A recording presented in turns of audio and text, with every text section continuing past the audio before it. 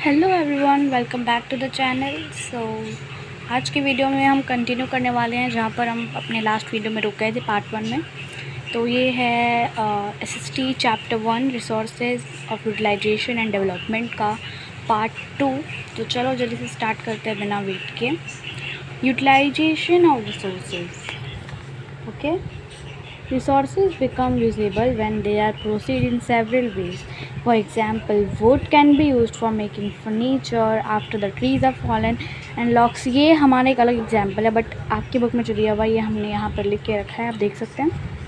Cotton is converted into yarn. On further processing, it is converted into fabric, then finally into garment. Thus, at various stages, value addition is possible by applying skill। तो यहाँ पर क्या कहा गया है कि resources जो है वो अपने आप प्रोसीड होते होते ही काम में आते हैं। जैसे कि मान लो हमने कॉटन लिया, यू नो व्हाट कॉटन मतलब जो रुई होता है उसे हम कॉटन बोलते हैं। तो पहले कॉटन को हम एक यार्न में कन्वर्ट करते हैं, ठीक है। यार्न को फिर क्या जाके बन गया, ये उसे फैब्रिक में बनाया जाता है। फिर बाद में जब ये यार्न फैब्रिक में बन जाता है तब हम उसे गारमेंट में बदल देते हैं। थॉस इसी के कारण हर वेरियस स्टेज, हर अलग अलग स्टेज में, जैसे कॉटन से यार्न, यार्न से फैब्रिक, फैब्रिक से गारमेंट्स, इसी तरह करके स्किल अप्लाई करके वो कुछ बन पाता है। तो यहाँ पे हमें बनने के लिए क्या क्या देखना ज़रूरी है, देखते हैं। अवेलेबिलिटी ऑफ रिसोर्सेज का होना बहुत ज़रूरी है। इंसानों का दिमाग, skill of human beings, availability of capital, advancement of technology, मतलब टेक्नोलॉजी भी थोड़ी एडवांस में होनी चाहिए अगर आपको ये करना है तो। Availability of transport, communication facility, transportation का होना भी काफ़ी ज़्यादा ज़रूरी है। And water I can say the most important one. The initial stage of economic development, availability of resources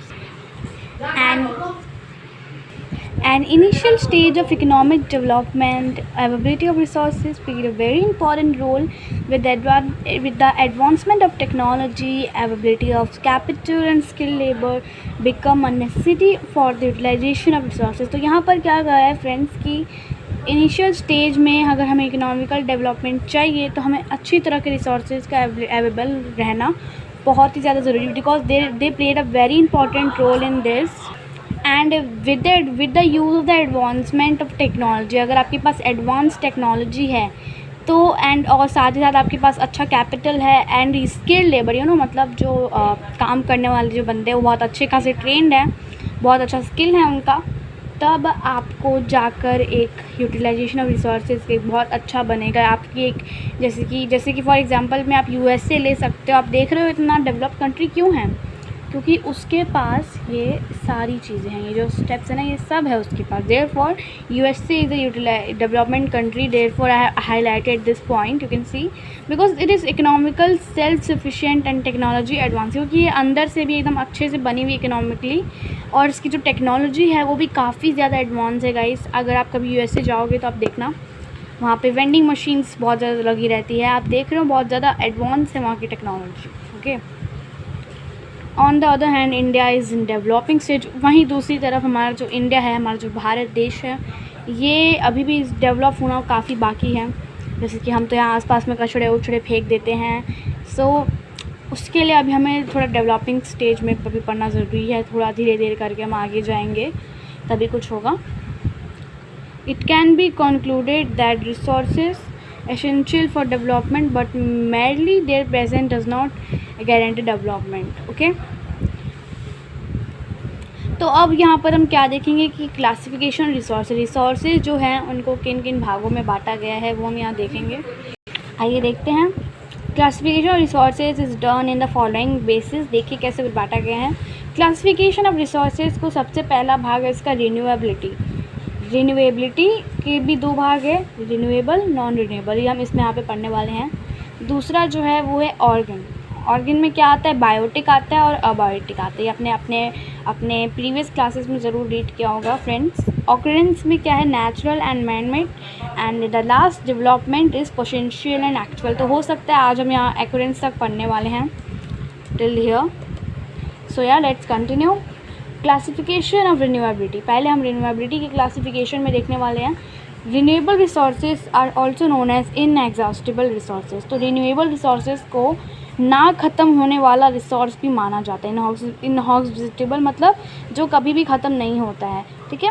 resources which can be renewed as a naturally और by human efforts are known as renewable. मतलब ऐसे resources जो दोबारा बनाए जा सकते हैं, चाहे फिर वो प्रकृति से बने या फिर इंसानों के एफर्ट से बने, वो सोचते हम क्या बोलेंगे, रिन्यूएबल रिसोर्सेज बोलेंगे। आइए इस पेज में देखते हैं। Resources for example solar energy, air, wind, water. Some of the renewable resources are always available and do not get exhausted by human activities। तो यहाँ पर क्या कहा है कि यहाँ पर जैसे रिन्यूएबल रिसोर्सेज के कुछ एग्जांपल दिए गए, जैसे कि सोलर एनर्जी मतलब सूरज की जो रोशनी होती है उसे हम क्या बोलते हैं, सोलर एनर्जी बोलते हैं, ठीक है। तो अभी तो अब आर्टिफिशियल में भी काफ़ी तरह सोलर एनर्जी प्रोड्यूस किया जा रहा है। एयर एंड वाटर, आपने कभी देखा क्या पानी कभी ख़त्म हो सकता है ना, नहीं हो सकता है ना। Therefore this can't be exhausted, therefore they are known as renewable resources, okay। Some of the renewable resources are always available and do not get exhausted by human activities। कुछ renewable resources ऐसे भी हैं जो कभी भी ख़त्म नहीं होते, चाहे फिर इंसान उनका कुछ भी कर लें, वो कभी भी ख़त्म नहीं होने वाले हैं। The qualities of these resources can be affected by improper usage, okay।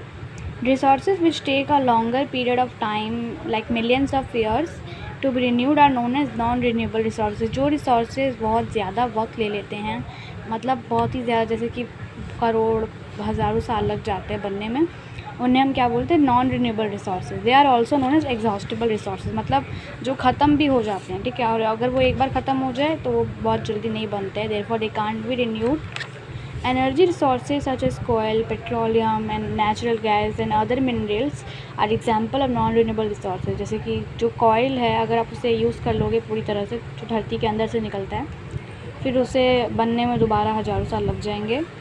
And like petroleum, natural gas, they can be exhausted very easily and it can take millions of years of time. There is a concern about their exploitation। They are limited on the earth's surface and complete utilization of such resources will result in their exhaustion।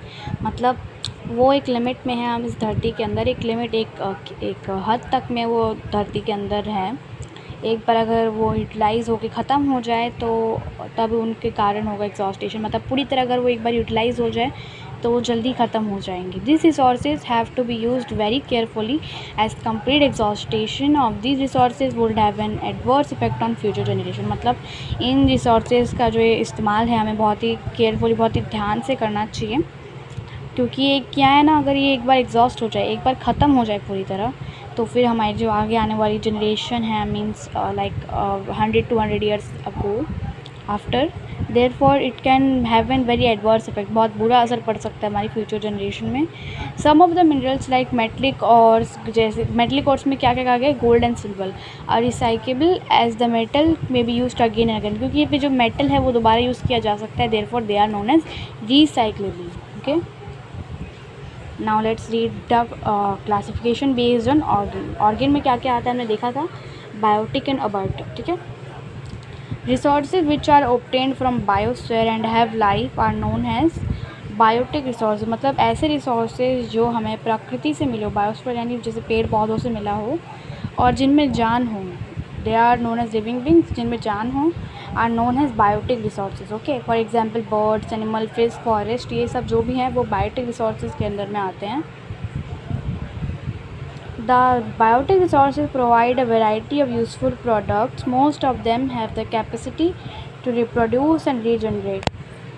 तो यहाँ पर क्या क्या है, जैसे इस biotic resources के example में क्या क्या आता है, बर्ड्स, एनिमल, वो बायोटिक रिसोर्सेज में आते हैं। और जो बायोटिक रिसोर्सेज है, बहुत से जो बायोटिक रिसोर्सेज हैं वो काफ़ी यूज़फुल है, बहुत ज़्यादा काम के हैं, और बहुत में ऐसी कैपेसिटी होती है कि वो अपने आप दोबारा रिप्रोड्यूस कर ले। जैसे कि प्लांट्स बताया गया ना, लाइक फॉरेस्ट में क्या आता है, प्लांट्स ही ना आते हैं तो रिप्रोड्यूस कर लेते हैं ना, रीजनरेट कर लेते हैं। All biotic resources are renewable but some take a long period of time to be renewed, example forest. तो क्या होता है कि सब बायोटिक रिसोर्सेज जो है वो दोबारा अपने आप को रिप्रोड्यूस, रीजनरेट करके रिन्यूएबल हो सकते हैं, लेकिन बहुत ज़्यादा वक्त लग जाता है कुछ को। जैसे कि हम फॉरेस्ट में जो पेड़ पौधे हैं बहुत जल्दी से बड़े थोड़ी ना होते, बहुत टाइम लगता है उनको बड़े होने में। और non living resources are known as abiotic resources. On the other hand, वही दूसरी तरफ जो जिनमें जान नहीं है, जो नॉन लिविंग रिसोर्सेज है, उनको क्या बोला जाता है, अबायोटिक रिसोर्सेज माना गया है। For example land, water, minerals etcetera, ये सब जो है वो जिनमें जान नहीं, they are non living, they are known as abiotic resources. The abiotic resources are not renewable except water which is inexhaustible. तो जो भी अबायोटिक रिसोर्सेज है वो नॉट रिन्यूएबल, मतलब दोबारा नहीं बन सकती है सिवाय पानी के, क्योंकि पानी जो है वो इनएग्जॉस्टिबल, वो कभी ख़त्म ही नहीं होता है। और ये जो सारे जो रिसोर्सेज है वो बहुत ज़्यादा ग्रेट डिमांड में है हमारे डेवलपमेंट में। So now let's read classification based on occurrence. तो यहाँ पर क्या गया कहा गया, देखिए, resources available from nature in the form of water, mineral, forest etcetera are used by human beings to satisfy their needs are known as natural resources. मतलब ऐसे रिसोर्सेज जो हमें प्रकृति से मिले हो, जैसे कि पानी, मिनरल्स, फॉरेस्ट एक्सेट्रा, और जो ह्यूमन इंसानों के द्वारा यूज़ किया जाता है उनकी ज़रूरतमंद के हिसाब से, उन्हें हम क्या बोलेंगे, natural resources. Many of this natural resources जैसे कि पानी, water are essential for survival of human beings, हमारी ज़िंदगी के लिए बहुत ही ज़्यादा ज़रूरी होता है, and form the base for the development of the country. और ये डेवलपमेंट ऑफ द कंट्री का भी एक अच्छा खासा बेस है। यहाँ पढ़ते हैं, resources created by human beings to satisfy their needs are known as manmade. और ऐसे भी कुछ रिसोर्सेज हैं जो इंसानों द्वारा बनाए जाते हैं उनकी ज़रूरतमंद के लिए, उन्हें हम क्या बोलेंगे, मैन मेड रिसोर्सेज। जैसे कि रोड, बिल्डिंग, मशीन, ये सब जो है, जैसे बड़े बड़े रोड, बिल्डिंग्स, ठीक है, इन्हें ये है मैन मेड रिसोर्सेज में आते हैं। लेकिन ये सारे जो रिसोर्सेज है वो हमारे लिए बहुत ज़रूरी है, क्योंकि ये हमारी जो कंट्री को डेवलप करता है। लेकिन ये डेवलप भी किस तरह करते हैं, नेचुरल रिसोर्सेज से ही लेकर, जैसे कि ये जो बिल्डिंग है, इनमें जो भी सामान लगा गया है वो नेचुरल रिसोर्सेज से ही तो आ रहा है। मशीन का जो लोहा है वो भी नेचुरल रिसोर्स का है, रोड के जो गिट्टी है, पत्थर है, they are also form from natural resources. Okay, अगर नेचुरल रिसोर्सेज नहीं होगा तो मैन मेड बना ही नहीं पाएंगे। The quality and the quantity of people of the country determine its human resources. ठीक है, किस तरह के लोग हैं और कितने में लोग हैं वही हमारी कंट्री को डिटरमाइन करते हैं उसकी ह्यूमन रिसोर्सेज के हिसाब से। जैसे कि मान लो जहाँ पर कहीं हेल्दी, स्वस्थ और अच्छे खासे पढ़े लिखे लोग हैं तो उनकी कंट्री अच्छे से डेवलप्ड हो गई to the respective societies in positive veg.